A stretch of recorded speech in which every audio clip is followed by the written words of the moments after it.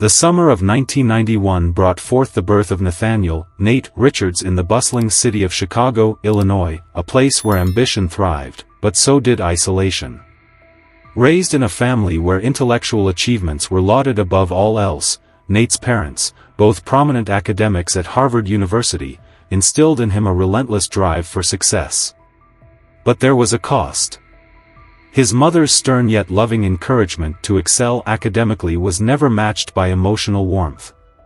His father, often preoccupied with his scholarly work, was a distant figure, absent when Nate most needed guidance in the social complexities of childhood. From the moment Nate could read, his life revolved around books, computers, and the glowing screen of logic and reason. His brilliance was undeniable. By the time he reached high school, Nate was the valedictorian, revered by teachers for his intellectual capacity yet still an outsider. Social interactions, even among peers with similar academic interests, remained foreign to him. His inability to connect on a deeper emotional level with anyone led him to retreat further into the world of numbers and codes. As the years passed, Nate's inability to communicate his emotions became his greatest obstacle. The few friends he had didn't understand his need for perfection in his intense, sometimes overwhelming, focus on isolated pursuits. The deeper he delved into his work, the more he withdrew from others, developing a simmering resentment towards those who didn't get him.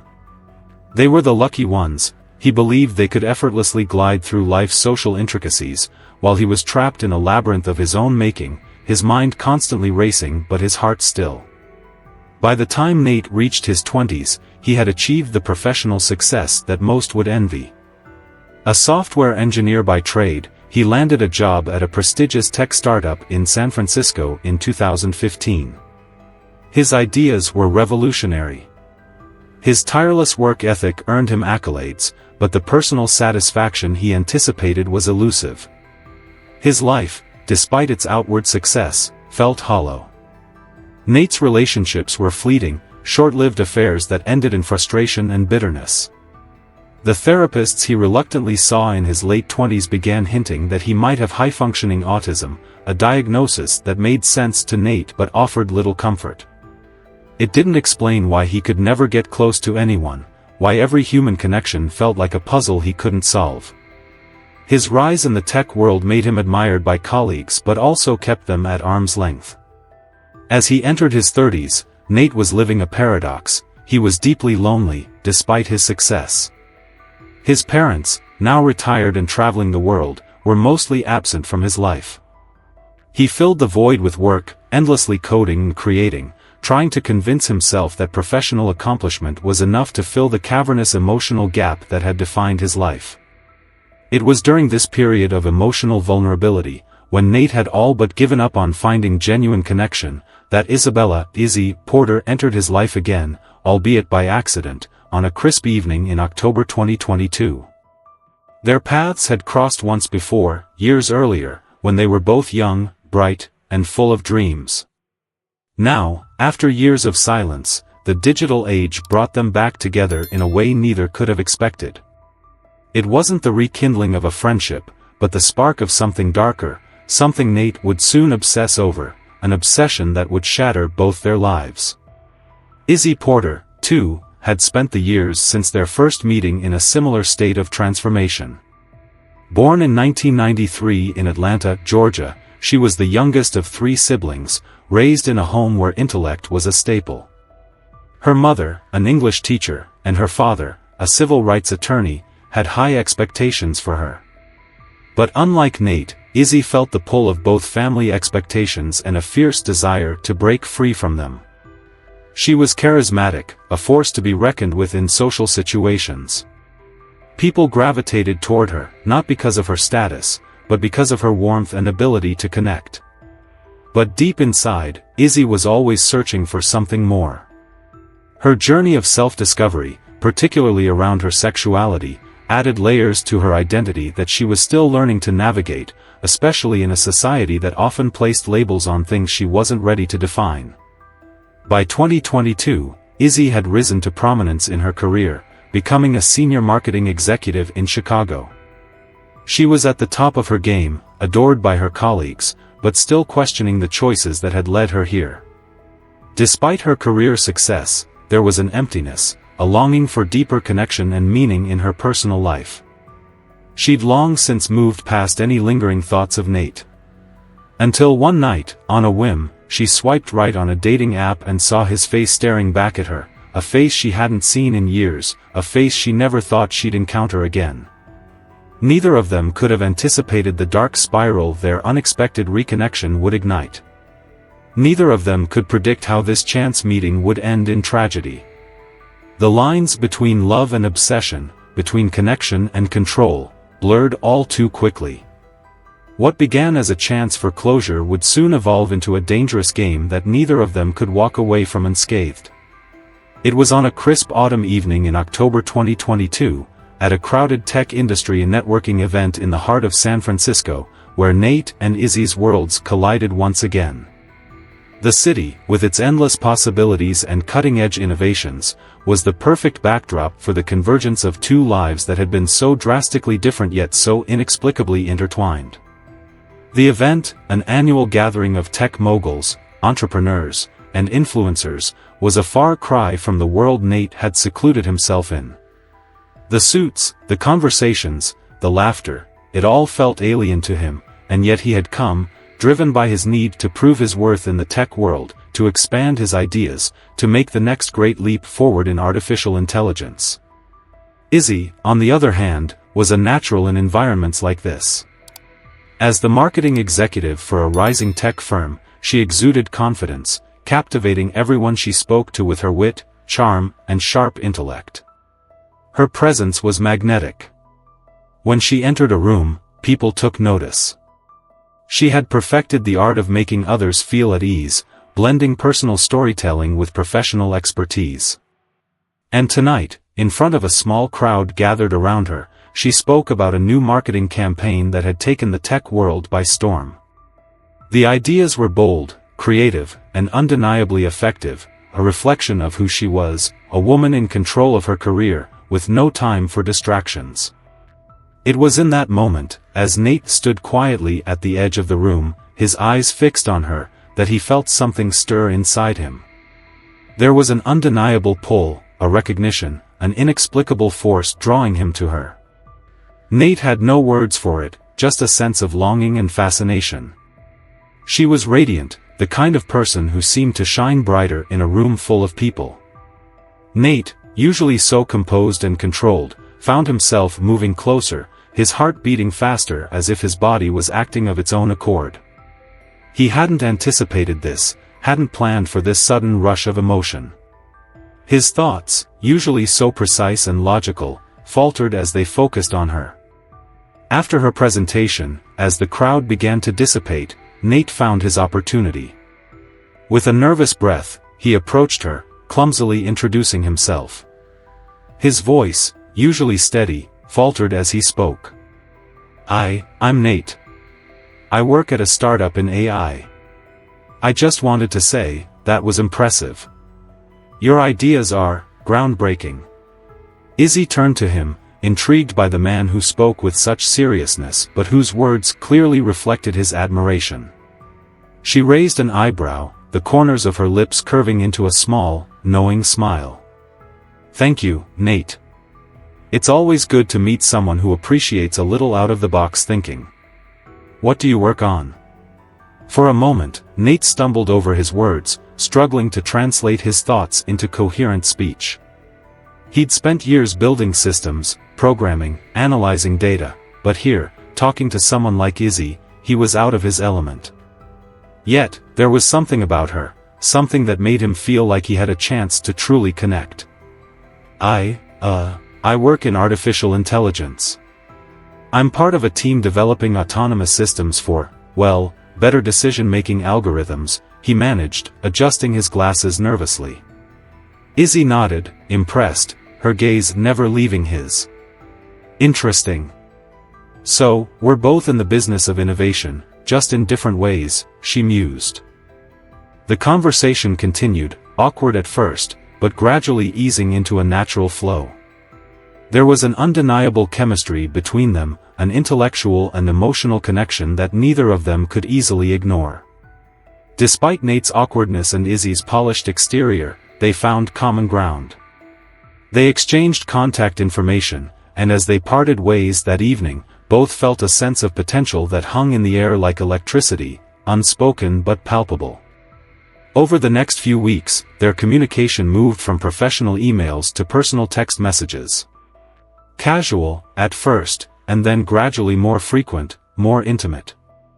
They found themselves sharing not just professional interests, but personal ones as well. They discussed their favorite books, debated the ethics of AI, and even began swapping playlists and movie recommendations. Izzy, with her outgoing personality, encouraged Nate to share more of his life outside of his work. And slowly, Nate started to reveal parts of himself that he had kept hidden, the struggles of growing up isolated, his battles with social anxiety, his intense obsession with his work. For Nate, this was something new. He had never allowed anyone close enough to see these vulnerable parts of him. But with Izzy, it felt different.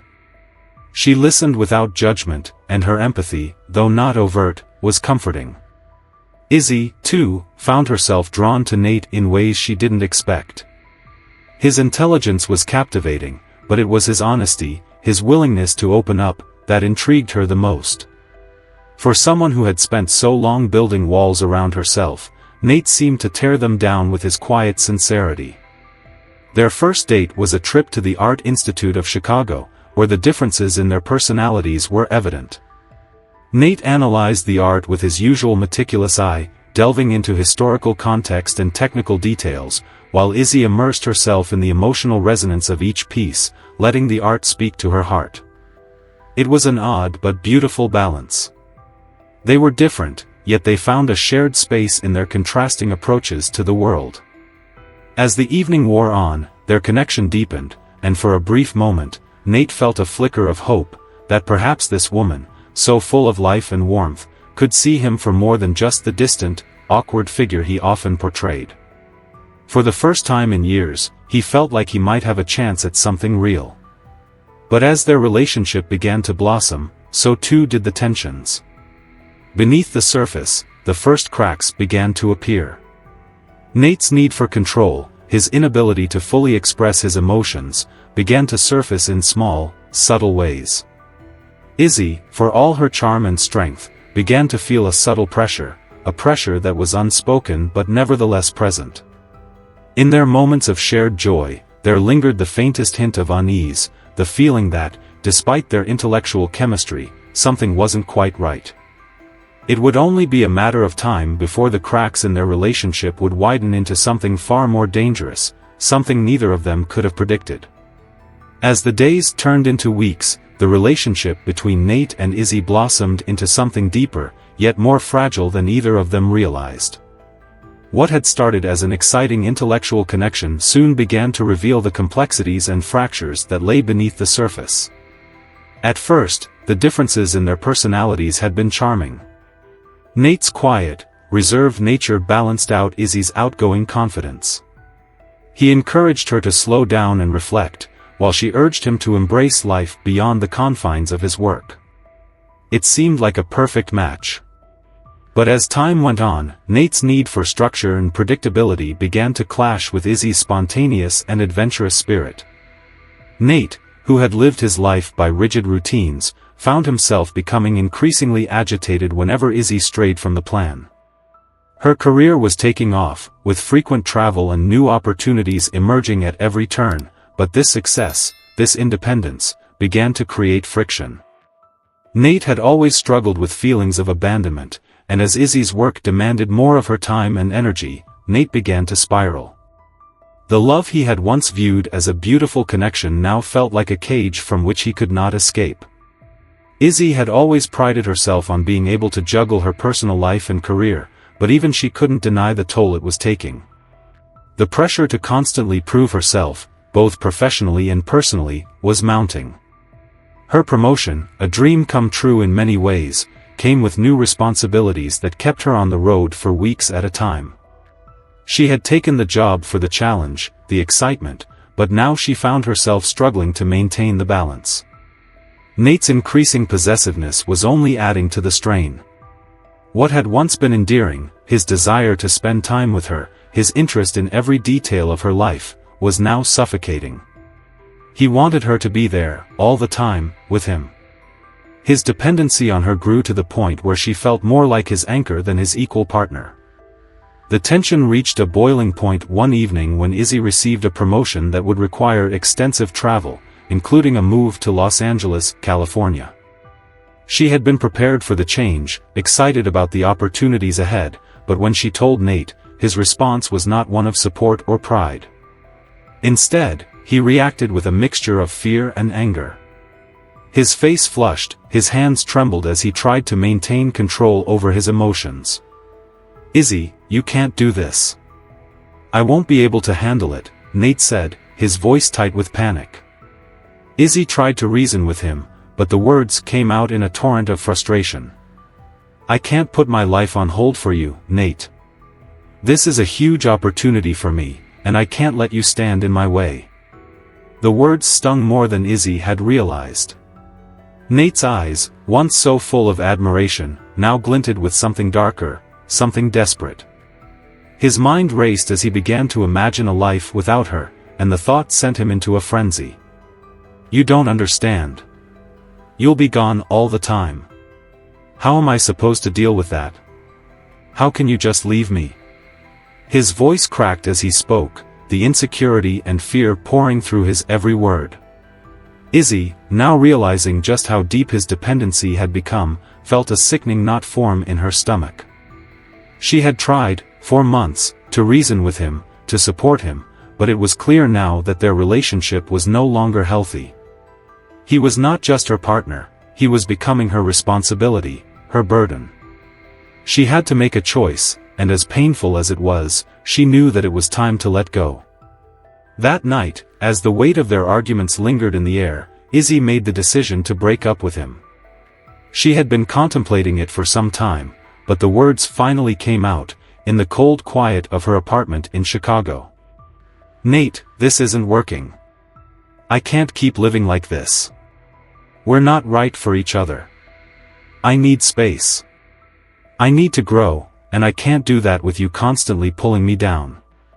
Nate froze, the color draining from his face. He couldn't comprehend it.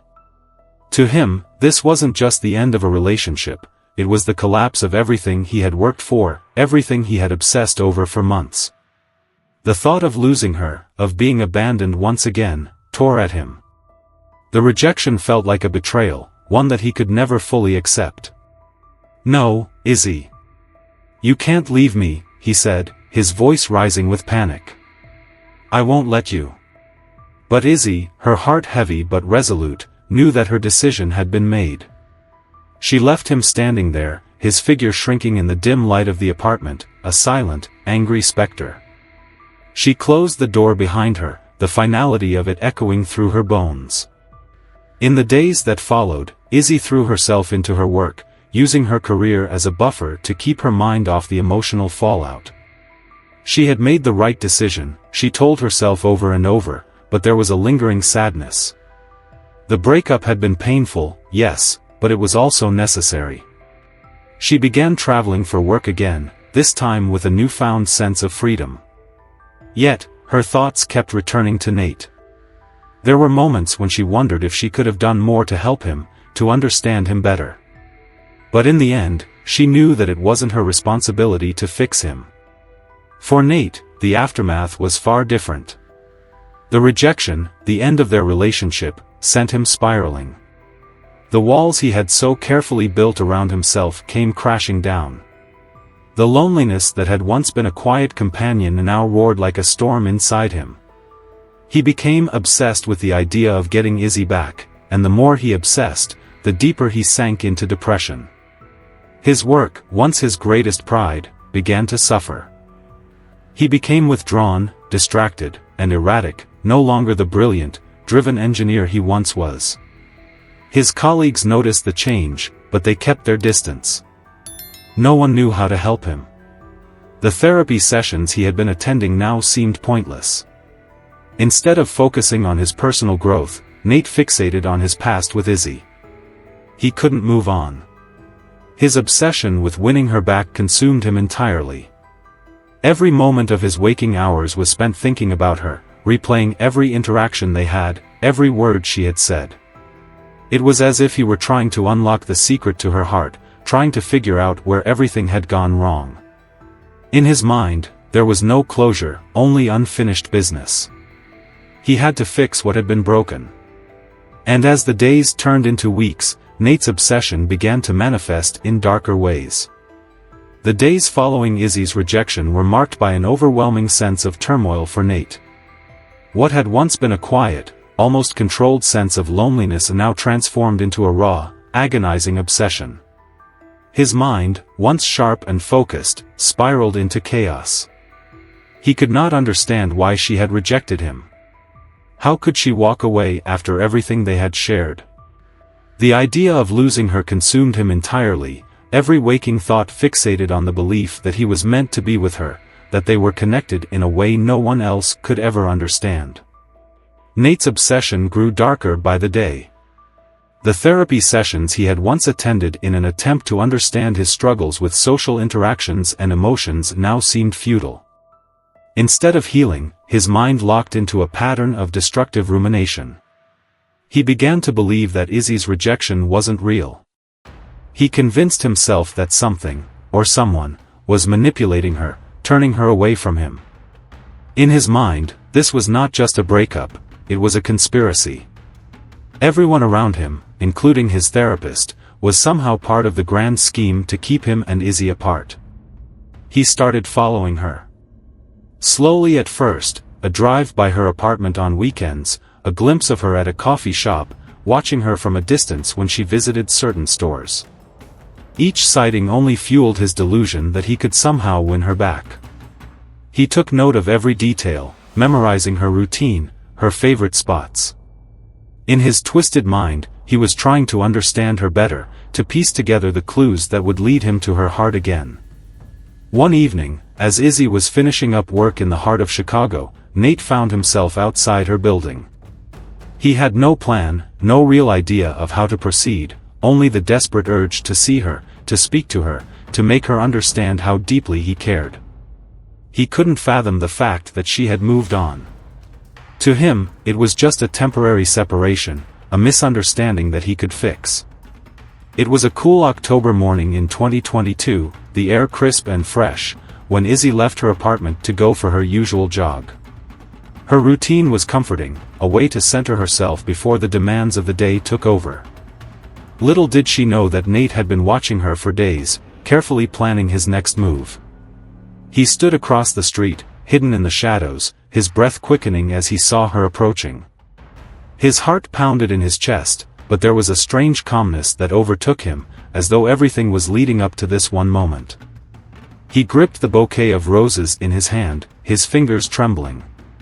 They were supposed to symbolize love, reconciliation, a fresh start, but in Nate's hands, they were a symbol of possession. Izzy was unaware of his presence as she jogged past, earbuds in, her thoughts elsewhere. But as she neared the entrance of her building, a voice called out to her, startling her. "Izzy! Izzy, wait!"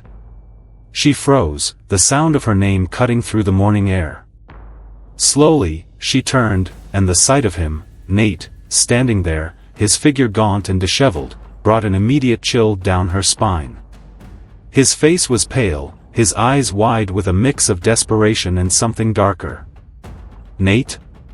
What are you doing here?" she asked, trying to keep her voice steady, though her pulse raced. He took a step forward, his hands shaking as he thrust the roses toward her, his voice shaking with urgency.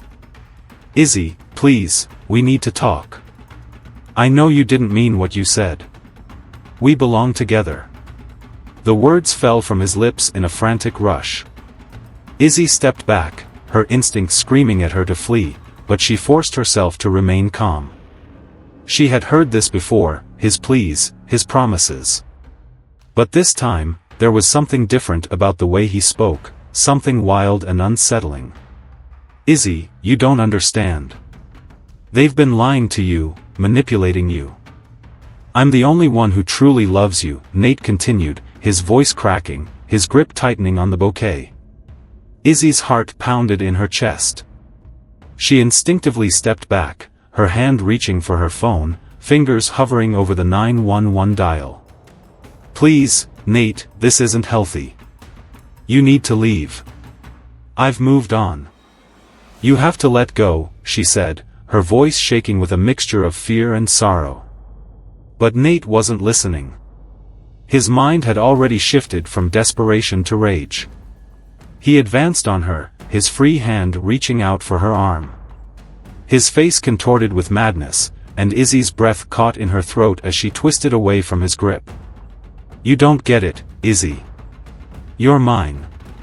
You can't leave me, he spat, his eyes wide with madness. I'll make you see. I'll make you understand. In a split second, Izzy's training kicked in. She twisted away from his grasp and shouted, "Help! Someone, please help!" Her voice rang out, desperate, as she reached for her phone. The moment she hit the emergency dial button, Nate's eyes narrowed in a flash of realization. His hand moved too quickly, a blur of motion. Before Izzy could react, Nate yanked the gun from his waistband and leveled it at her. No! Izzy screamed, raising her hands in a defensive gesture, her body frozen in terror. For a moment, Nate hesitated, his fingers trembling around the trigger. His mind fought the reality of what he was about to do, a flicker of doubt crossing his face as he locked eyes with her. But then his gaze shifted to her phone screen, still open to the 911 call. Something snapped inside him. The shot rang out, deafening, a stark punctuation in the silence of the morning. Izzy staggered backward, her hands flying to her chest, a look of utter shock on her face as she crumpled to the ground. Blood seeped through her fingers, staining her shirt, the cold pavement beneath her. Time seemed to slow as the reality of what had just happened crashed down on her. Nate stood there, frozen, the gun still in his trembling hand. He had done it. He had taken the life of the woman he once loved. Neighbors, alerted by the sound of the gunshot, began to emerge from their apartments, their faces filled with confusion and fear. Nate, now realizing the enormity of what he had just done, dropped the roses, his heart pounding in his chest. Panic set in as the distant wail of sirens grew louder. His legs moved before his mind could catch up, and he fled the scene, disappearing into the chaos of the streets. Izzy lay on the ground, her vision fading as the first responders arrived too late. The world seemed to darken around her, the pain radiating through her chest as she whispered, "I'm sorry. I'm sorry." The aftermath of Izzy's tragic death sent shockwaves through the community, but for Nate, the reality of what he had done hit him like a freight train. In the days following the murder, he vanished, his once brilliant mind clouded with guilt, shame, and an overwhelming sense of denial.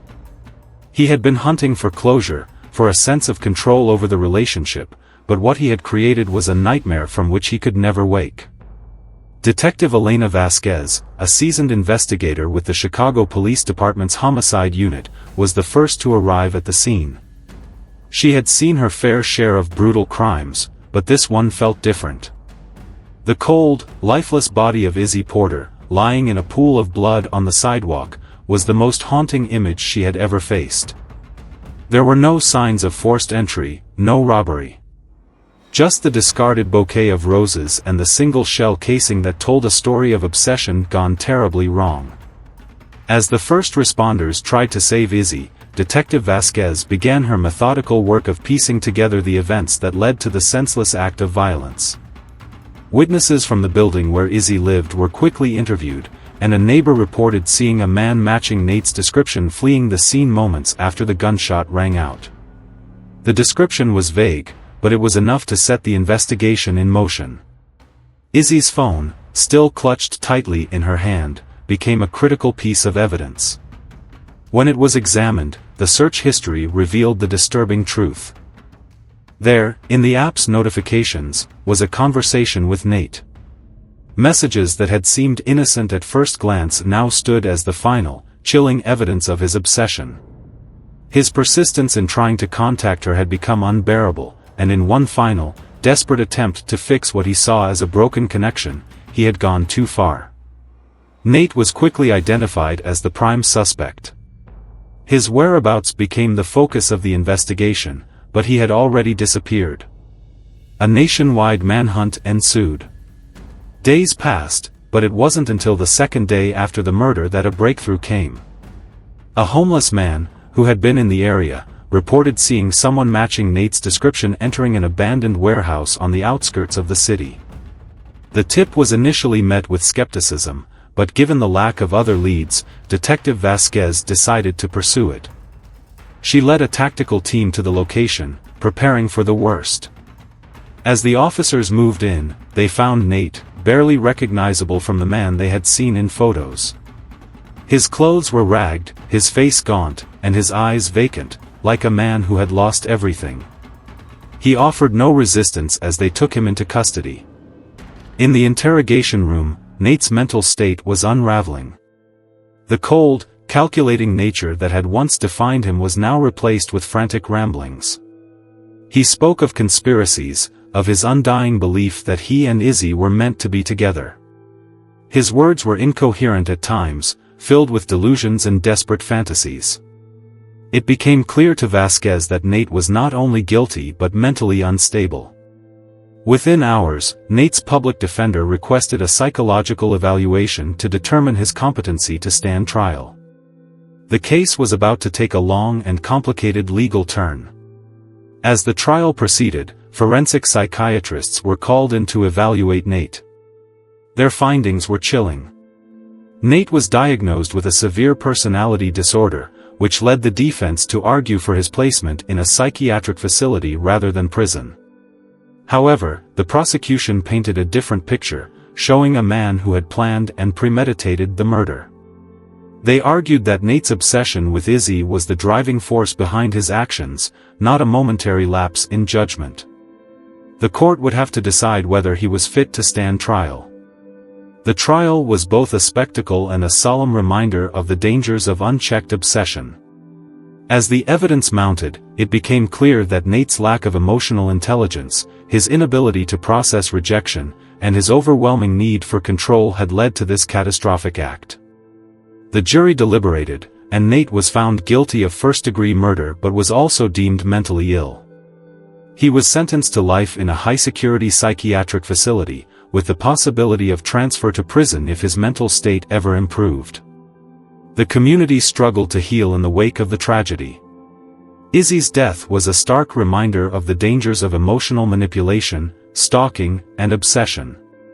The case brought the issues of domestic violence, emotional abuse, and stalking to the forefront of conversations in the city, sparking local organizations to advocate for more awareness and resources for those affected by these hidden forms of violence.